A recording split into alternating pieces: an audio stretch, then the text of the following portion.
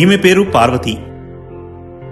రాయలసీమ ప్రాంతంలోని అనంతపురం జిల్లా ఛాయాపురం అనే గ్రామంలో నివాసం ఉంటుంది. కూలి పనికి వెళ్తే గాని రోజు గడవని నిరుపేద కుటుంబం వీళ్ళది.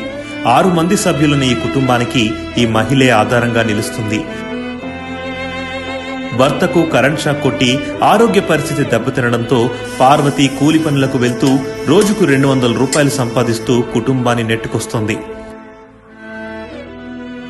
నా పేరు పార్వతి, మాది సాయాపురం గ్రామం. మా ఆయన పేరు బాలోను. నాకు 4 పిల్లలు. మా ఆయనకి ఆరోగ్యం బాగలేదు. కరెంట్ షాక్ కొట్టి మిద్దింటి కిందకి పన్నాడు.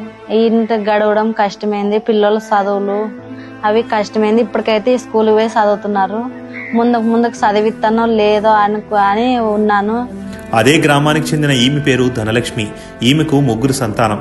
వాహన ప్రమాదం కారణంగా భర్త తిరుమలేష్ పని చేయలేని పరిస్థితి. దీంతో ధనలక్ష్మి ప్రతిరోజు పనికి వెళ్లి 200 రూపాయల కూలీతో కుటుంబాన్ని పోషిస్తుంది. నా పేరు ధనలక్ష్మి, మా ఆయన పేరు తిరుమలేష్. నాకు 3 పిల్లలు. మా ఆయనకి 2 సంవత్సరాల కిందట బైక్ యాక్సిడెంట్ అయింది. పొలానికి పోయేస్తుంటే యాక్సిడెంట్ అయ్యి హాస్పిటల్లో 10 డేస్ ఉండొచ్చినాము. తర్వాత ఇంకా పని చేసేకి చేత కాదు. నేను ఒకటే పని పోయి మా ఆయన్ని అబ్బాయిని ఇద్దరిని సాకల్లా.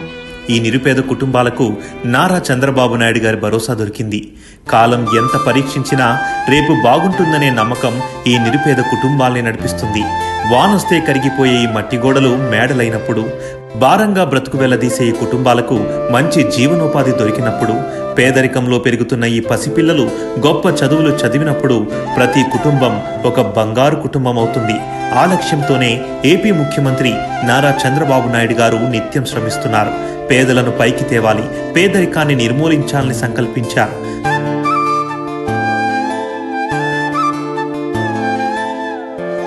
సమాజంలో ఉన్నతంగా ఉండే 10% సంపన్నులు, అట్టడుగున ఉన్న 20% కుటుంబాలను ఆదుకుని వారిని పైకి తేవాలని, తెలుగు జాతిని తెలివైన జాతిగా తీర్చిదిద్దే బాధ్యత తీసుకోవాలని పిలుపునిచ్చారు.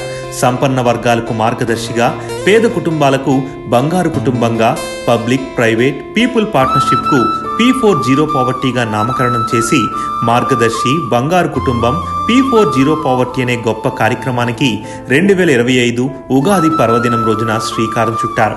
అప్పటి నుండి చంద్రబాబు నాయుడు గారు పాల్గొనే కార్యక్రమాల్లో ఆ ప్రాంతంలోని నిరుపేద కుటుంబాలను గుర్తించి ముఖ్యమంత్రి గారే నేరుగా వారి సమస్యలను తెలుసుకుని ఆ కుటుంబాన్ని బంగారు కుటుంబంగా మార్చే బాధ్యతను మార్గదర్శులకు అప్పగిస్తున్నారు.